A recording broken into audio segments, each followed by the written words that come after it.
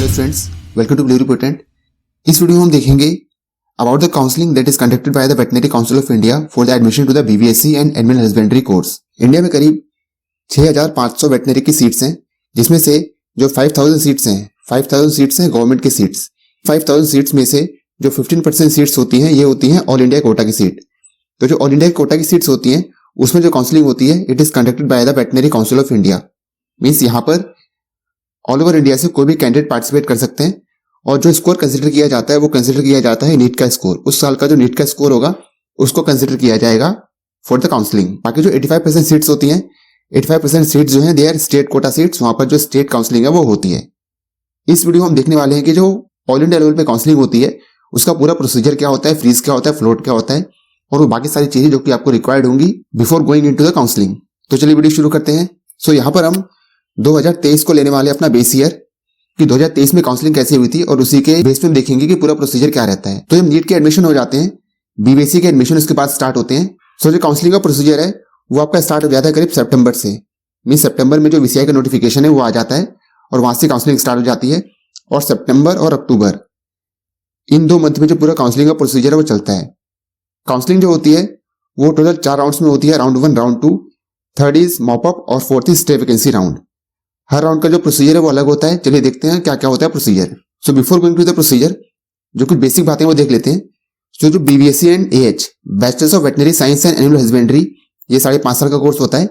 Means 4.5 year की तो रहेगी इसमें टोटल ड्यूरेशन की स्टडीज, और जो 1 ईयर रहता है उसमें रहती है इंटर्नशिप, पेड इंटर्नशिप होती है। ये 2023 के लिए जो टोटल सीट्स थी वो थी 744। तो इस साल भी करीब 745 से 780 सीट्स रहने वाली हैं ऑल इंडिया कोटा के लिए। एज क्राइटेरिया जो कि नीट का एज क्राइटेरिया है वही सेम एज क्राइटेरिया इसमें भी होता है, मिनिमम 17 ईयर्स, और मैक्सिमम की कोई एज लिमिट नहीं है।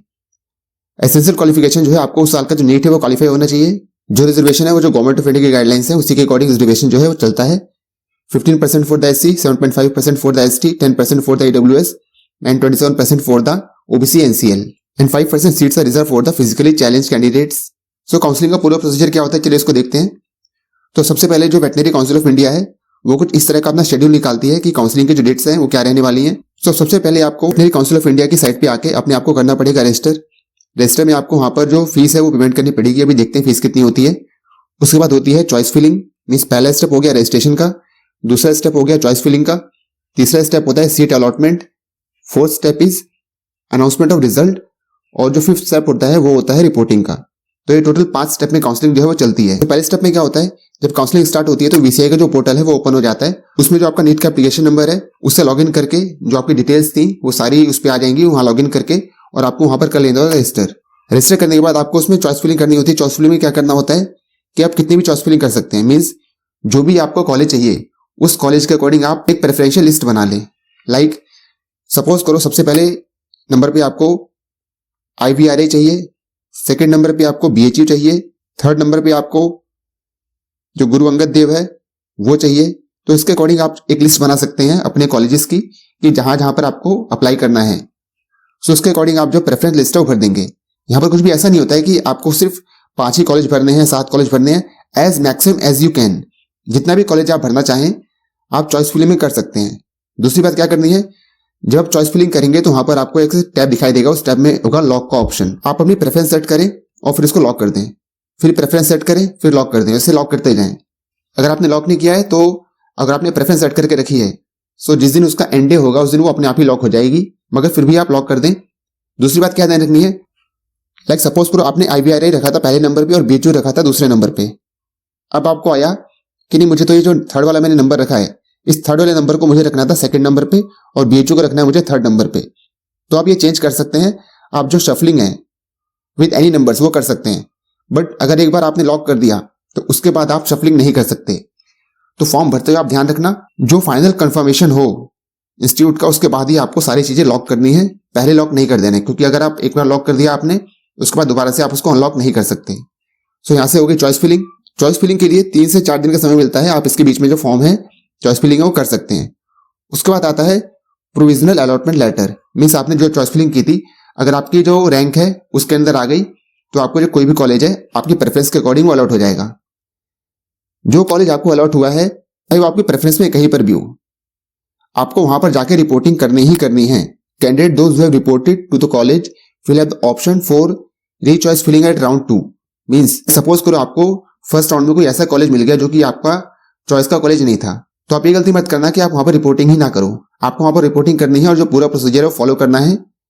बस वहां पर जब आप एडमिशन के लिए जाएं, तो जब आप एडमिशन ले रहे होंगे तो वहां पर जब वो फॉर्म फिल करेंगे आपके एडमिशन का, सो वहां पर आपसे पूछेंगे कि आपको अपग्रेड करना है या नहीं करना है। सो अगर आपको आगे के लिए अपग्रेड करना है, मीन्स आप राउंड 2 में जाना चाहते हैं कि आपको श्योर है कि आपको एक अच्छा कॉलेज मिल सकता है उससे, तो आप राउंड 2 में अपग्रेड का जो ऑप्शन होगा, अपग्रेड के ऑप्शन पे यस कर दें। ये जो कॉलेज वाले हैं जहां पर आपको अलर्ट हुआ है वही लोग आपसे पूछेंगे, आप उनको बोल देना कि मुझे सेकंड राउंड में अपग्रेड करना है, तो आपके सामने जो ऑप्शन आएगा लॉक का या अपग्रेड का, उसमें वो अपग्रेड को टिक कर देंगे, सो आप ऑटोमेटिकली सेकंड राउंड में चले जाओगे। आपने जहां पर रिपोर्ट किया वो सीट तो आपकी कंफर्म है ही है। अगर आपको सेकंड राउंड में सीट नहीं मिली तो जो फर्स्ट राउंड की सीट आपको मिल रखी है वो तो कंफर्म है, मगर आपको सेकंड राउंड में अगर सीट मिल गई तो आपको जो फर्स्ट राउंड में सीट मिली थी आपको छोड़नी पड़ेगी और जो सेकंड राउंड में सीट अलॉट हुई है उसको लेना पड़ेगा। सो ये ध्यान देना। तो यहाँ आप देख सकते हैं the candidate who have been allotted seat in the round 1 but not reported for admission to the allotted college shall not be allowed to participate in further rounds of counselling. Means अगर आपने first round में seat allot हो गई है आपको और आपने college में रिपोर्ट नहीं किया, सो आप किसी भी राउंड में पार्टिसिपेट ही नहीं कर सकते, आप पूरी काउंसलिंग से बाहर हो जाएंगे।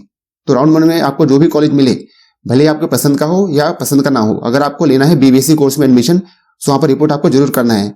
सेकंड राउंड में आप जा सकते हैं अपग्रेडेशन के लिए। अगर अपग्रेड नहीं होता है तो आपको जो फर्स्ट राउंड वाली सीट है वो तो बची हुई ही रहेगी, और अगर आपको अपग्रेड हो गया तो सेकंड राउंड में आपको उस कॉलेज में जाके एडमिशन ले लेना है। तो ये था राउंड 1 का प्रोसीजर। अब आते हैं राउंड 2 के प्रोसीजर पे कि राउंड 2 में कौन जाएंगे। सो जिन बच्चों ने फर्स्ट राउंड में रजिस्टर किया और उन्हें सीट नहीं मिली, ध्यान से सुनते जाना। लाइक जो फर्स्ट राउंड है, फर्स्ट राउंड में आपने रजिस्टर किया और आपको जो सीट है वो अलॉट नहीं हुई, तो आप ऑटोमेटिकली जो सेकंड राउंड है, सेकंड राउंड में चले जाओगे, आपको कोई भी फीस वगैरह दोबारा से पे नहीं करनी पड़ेगी। दूसरा केस क्या हो सकता है कि आपने फर्स्ट राउंड में अप्लाई ही नहीं किया था, तो आपको सेकंड राउंड में दोबारा से क्या करना पड़ेगा, फ्रेश रजिस्ट्रेशन करना पड़ेगा, आपको जो फीस है वो पे करनी पड़ेगी। उसके बाद आप जो सेकंड राउंड है उसके लिए एलिजिबल हो जाओगे। समझ में आया? तो 2 तरीकों से सेकंड राउंड में जा सकते हैं। अगर आपने फर्स्ट राउंड में सीट अलॉट करा ली है, आपको सीट अलॉट हो गई है और आप अपग्रेड के लिए जाना चाहते हैं, सो आप जा सकते हैं अपग्रेड के लिए। आपको वहां पर कोई भी प्रोसीजर वगैरह नहीं करना है, बस जो चॉइस फिलिंग है वो दोबारा से करनी पड़ेगी, आपको फीस वगैरह कुछ पे नहीं करनी है। दूसरा केस क्या हो सकता है, आपको फर्स्ट राउंड में सीट अलॉट नहीं हुई है तो आप ऑटोमेटिकली सेकंड राउंड में चले जाओगे।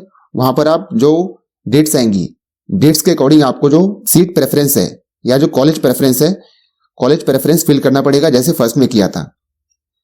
थर्ड केस क्या हो सकता है कि आपने फर्स्ट में अप्लाई ही नहीं किया था, तो आप सेकंड राउंड में दोबारा से फीस पे करेंगे और उसके बाद फिर आप अप्लाई करेंगे फॉर द सेकंड राउंड।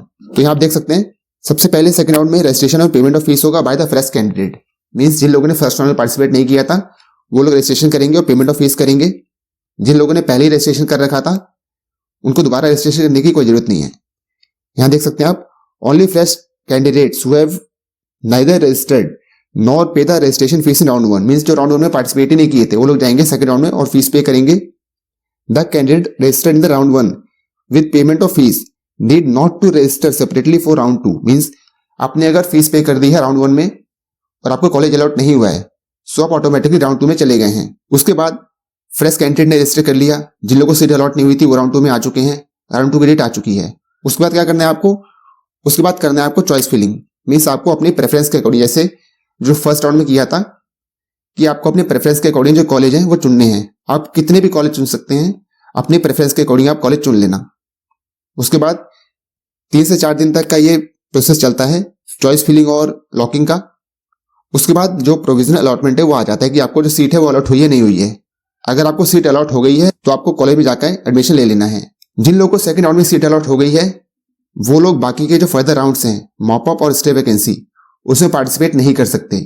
उनको एडमिशन लेना ही पड़ेगा जो सेकंड राउंड में उनको सीट अलॉट हो गई है। दूसरी बात, अगर कोई फर्स्ट राउंड से है और उसने अपग्रेडेशन के लिए अप्लाई किया था और उसको सेकंड राउंड में सीट अलॉट हो जाती है, तो उस केस में उसको जो सेकंड राउंड में कॉलेज मिला है उसी को लेना पड़ेगा, उसको अपना फर्स्ट वाला कॉलेज छोड़ना पड़ेगा। तो आई होप यहां तक चीजें क्लियर हैं। अब फर्स्ट राउंड खत्म हो चुका है, सेकंड राउंड खत्म हो चुका है। नेक्स्ट जो राउंड आता है वो आता है मॉप अप राउंड। सो इसको थोड़ा सा क्लियर कर लेते हैं। तो मॉप अप राउंड में क्या होता है, चलिए इसको देखते हैं। Candidate registered for the round 1 and round 2 but not allotted seat need not to register for participating in the mop up round. Means आपने फर्स्ट राउंड में किया था रजिस्ट्रेशन, आपको सीट अलॉट नहीं हुई। आपने सेकेंड राउंड में किया रजिस्टर, आपको सीट अलॉट नहीं हुई, तो ऑटोमेटिकली आप जो मॉप अप राउंड है, मॉप अप राउंड में पहुंच गए। आपको कोई भी यहाँ पर फीस पे वगैरह नहीं करनी है। जो प्रेफरेंस फिलिंग है, सिर्फ प्रेफरेंस फिलिंग आपको करनी पड़ेगी जो डेट आएगी उसके अकॉर्डिंग। सेकंड केस क्या हो सकता है, candidate who have been allotted seat in round 1 और round 2 are not eligible to participate in the mop up round. Means जिन कैंडिडेट्स को, जिन्होंने पार्टिसिपेट किया था राउंड 1 में, राउंड 2 में उनको सीट मिल गई है राउंड 1 या राउंड 2 में, तो वो लोग मॉप अप के लिए नहीं जा सकते हैं। जिन लोगों ने पार्टिसिपेट किया था राउंड 1 और राउंड 2 में और उनको सीट नहीं मिली है, सिर्फ वही पार्टिसिपेट कर सकते हैं for the mop up round. इसके अलावा अगर आपने ना तो राउंड 1 में पार्टिसिपेट किया है ना तो राउंड 2 में पार्टिसिपेट किया है और आप चाहते हैं कि आप जो काउंसलिंग है उसमें पार्टिसिपेट करें, तो आप फ्रेश रजिस्ट्रेशन भी कर सकते हैं। तो यहाँ पर आप registration for the mop up round and the payment of the registration fees bye the fresh candidate, दोबारा से सब वही प्रोसीजर होगा। आप जो फीस पेमेंट है सिक्योरिटी डिपॉजिट वो करेंगे। इसके अलावा चॉइस फिलिंग करेंगे, लॉकिंग करेंगे, अपने इंस्टीट्यूट जो है उसके प्रेफरेंस के अकॉर्डिंग जो चॉइस फिलिंग है वो करेंगे, बाद में उसको लॉक कर देंगे। उसके बाद अगर आपको सीट अलॉट होती है तो आपका आ जाएगा प्रोविजनल लेटर। जो इंस्टीट्यूट आपको अलॉट हुआ है वहां पर जाके आपको करनी है रिपोर्टिंग, डॉक्यूमेंट वेरिफिकेशन, सारा कुछ करना है, वहां पर फीस पे करनी है कॉलेज की। यहाँ पूरा प्रोसेस खत्म हो जाता है। अब बात करते हैं स्टे वैकेंसी राउंड की। तो स्टे वैकेंसी में जो इंपॉर्टेंट बात है वो क्या ध्यान रखनी है, there shall be no fresh registration for the stray vacancy round. Means stray vacancy round में सिर्फ वही लोग जाएंगे जिन्होंने फर्स्ट, सेकंड या जो मॉप अप है उसमें रजिस्ट्रेशन करा रखा है और उनको सीट अलॉट नहीं हुई है, सिर्फ वही लोग स्टे वैकेंसी में एलिजिबल होंगे। The candidate already registered in the mop up round and not allotted any seats in the aforesaid round are eligible for the stay round.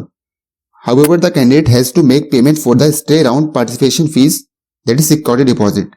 Means अगर आपको सीट अलॉट नहीं हुई है first round, second round, mop round, कहीं पर भी seat allot नहीं हुई है, सब स्टे में जा सकते हैं। मगर जो स्टे वैकेंसी राउंड की सिक्योरिटी डिपॉजिट है, जो कि देखेंगे अभी कितना कितना फीस लगता है, किस किस राउंड में कितना डिपॉजिट करना होता है, वाला जो फीस है वो अमाउंट डिपॉजिट करना होगा। उसके बाद सेम प्रोसीजर रहता है, चॉइस फिलिंग और लॉकिंग होगा। सीट अलॉट हो गई तो उसके बाद आएगा प्रोविजनल अलॉटमेंट लेटर और फिर जो कॉलेज अलॉट हुआ है वहां पर जाके आपको करनी होगी रिपोर्टिंग। सो इस तरह से पूरा रहता है प्रोसीजर काउंसलिंग का। जो इंपॉर्टेंट बात का ध्यान रखनी है कि अगर आपको फर्स्ट राउंड में सीट अलॉट हो गई है तो आप सेकंड राउंड में जा सकते हैं अपग्रेडेशन के लिए। अगर सेकंड राउंड में सीट अलॉट नहीं हुई है तो फर्स्ट राउंड वाली सीट आपकी रहेगी, वो कहीं नहीं जाने वाली। मगर उसके लिए आपको कॉलेज में करना पड़ेगा रिपोर्ट, और वहां पर जब आप एडमिशन ले रहे होंगे तो वहां पर ऑनलाइन पोर्टल आएगा, ऑनलाइन पोर्टल पे आप कॉलेज वालों को बोलना कि मुझे अपग्रेड करना है, तो वहां पर जो अपग्रेडेशन का ऑप्शन है वो टिक करके रखेंगे। अगर आपने वहां पर लॉक कर दिया तो आप जो सेकंड राउंड में नहीं जा सकते, आप फर्स्ट राउंड में जो सीट मिली आपको उसी के साथ रहना पड़ेगा। दूसरी इंपॉर्टेंट बात क्या है कि अगर आपको फर्स्ट राउंड में सीट अलॉट हो गई थी और आपने अपग्रेड किया और आपको सेकंड में भी सीट अलॉट हो गई, तो आपको फर्स्ट वाली सीट छोड़नी पड़ेगी और सेकंड वाली सीट ही लेनी पड़ेगी। आप फर्स्ट वाली सीट रिटेन नहीं कर सकते। थर्ड बात, जिसको सेकंड राउंड में सीट अलॉट हो गई है उसको वहां एडमिशन लेना ही पड़ेगा, वो मॉप अप में नहीं जा सकते। फर्स्ट राउंड, सेकंड राउंड में सीट अलॉट नहीं हुई है तो मॉप अप में जा सकते हैं। स्टे वैकेंसी राउंड में कोई फ्रेश रजिस्ट्रेशन नहीं होता है। जिन लोग पहले रजिस्ट्रेशन करा रखे हैं वही लोग जाएंगे स्टे वैकेंसी राउंड में after paying the security deposit. अब देखते हैं रजिस्ट्रेशन के लिए आपको कितना फीस पे करना पड़ेगा। सो जनरल के लिए जो रजिस्ट्रेशन फीस है वो रहेगी 1000 रुपीज। ईडब्ल्यूएस और ओबीसी कैंडिडेट के लिए जो रजिस्ट्रेशन फीस है it is 900 rupees. SC ST और जो फिजिकली चैलेंज लोग हैं उनके लिए फीस का अमाउंट है 500 रुपीज। सो ये तो रजिस्ट्रेशन फीस है और ये नॉन रिफंडेबल है। फॉर्म भरने की फीस है, ये रजिस्ट्रेशन की फीस है।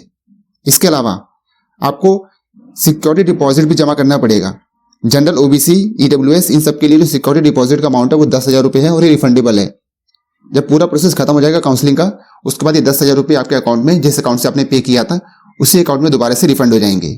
SC ST PH और ट्रांसजेंडर इनके लिए जो सिक्योरिटी डिपॉजिट का अमाउंट रहेगा वो रहेगा 5,000 रुपये। ये 10,000 और 5,000 रुपये जो है ये फर्स्ट राउंड, सेकेंड राउंड और जो मॉप अप आएगा उनके लिए डिपॉजिट का अमाउंट 10,000 और 5,000 रहेगा। मगर आपको पार्टिसिपेट करना है अगर स्टे वैकेंसी राउंड में, सो स्टे वैकेंसी राउंड में जनरल, ओबीसी, ईडब्ल्यूएस इनके लिए जो फीस का अमाउंट है वो है 50,000 रुपये, रिफंडेबल है। और SC ST के लिए 25,000 रुपये रिफंडेबल है अंडर सर्टेन कंडीशंस। और वो कंडीशंस क्या हैं चलिए इसको देखते हैं। जो कुछ इंपॉर्टेंट बातें हैं काउंसलिंग करते हुए ध्यान रखनी है। The candidates are advised that email address and mobile number provided in the online registration as per the NTA use that registration for the VCI portal. Means आपने नीट का फॉर्म भरते हुए जो ईमेल आईडी और phone number use किया था वही same email ID और फोन नंबर यूज करना है आपको जो VCI की काउंसलिंग है उसमें पार्टिसिपेट करते हुए।